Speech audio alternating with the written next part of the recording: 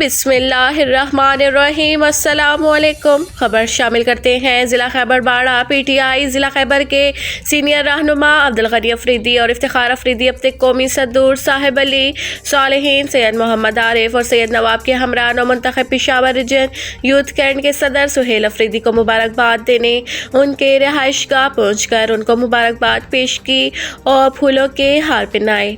عبدالغنی افریدی نے سہیل افریدی کے انتخاب پر خوشی کا اظہار کیا اور یہ امید ظاہر کی کہ انشاءاللہ عنقریب سہیل افریدی کی قیادت میں پشاور ریجن میں یوتھ ایک نئی قوت بن کے ابھرے گی۔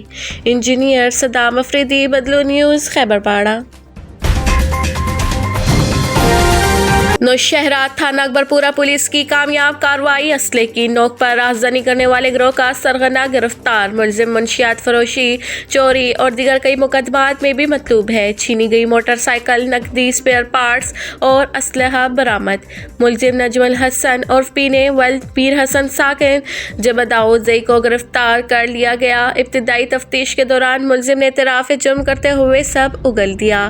ملزم کی نشاندہی پر چھینی گئی موٹر سائیکل 1,80,000 روپے، موٹر سائیکل کے پارٹس، قیمتی سامان اور واردات میں استعمال ہونے والا اسلحہ بھی برآمد کر لیا گیا۔ ملزم منشیات فروشی اور چوری کے مقدمات میں مقامی پولیس کے علاوہ نوشہرہ کی دیگر تھانہ جات اور پشاور پولیس کو متعدد وارداتوں میں مطلوب ہے۔ وکیل سید، بدلو news, Nowshera.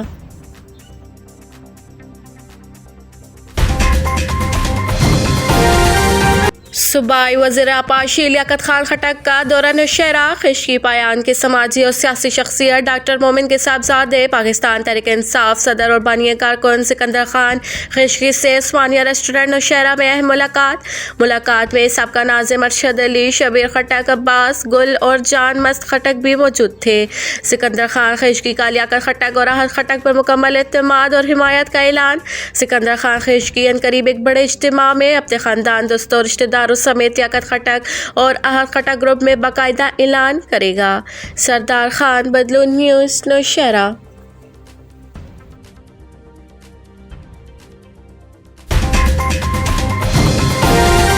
China education and program ناکام، ٹھیکیداروں اور محکمہ تعمیرات خیبر کی ٹال مٹول سے باز گڑا قمرخیل کے طلبہ و طالبات کھلے آسمان تلے تعلیم حاصل کرنے پر مجبور۔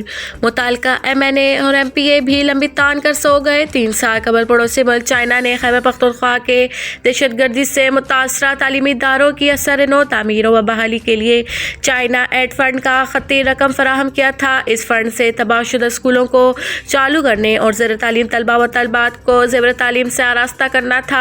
اس اسکیم کے تحت تعلیمی اداروں کی سروے، تخمینہ لاگت، نقشہ جات اور ٹینڈر سمیت تمام کارروائی سرکار کے کاغذات میں مکمل ہو چکا ہے۔ تاہم باڑہ خیبر کے پسماندہ علاقے باز گڑا قمرخیل میں تاحال اس پروگرام پر عمل درآمد ممکن نہ ہو سکا۔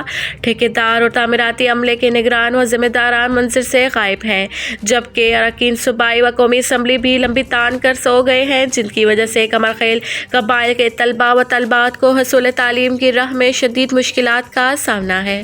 خلیل افریدی، بدلو نیوز، باڑہ۔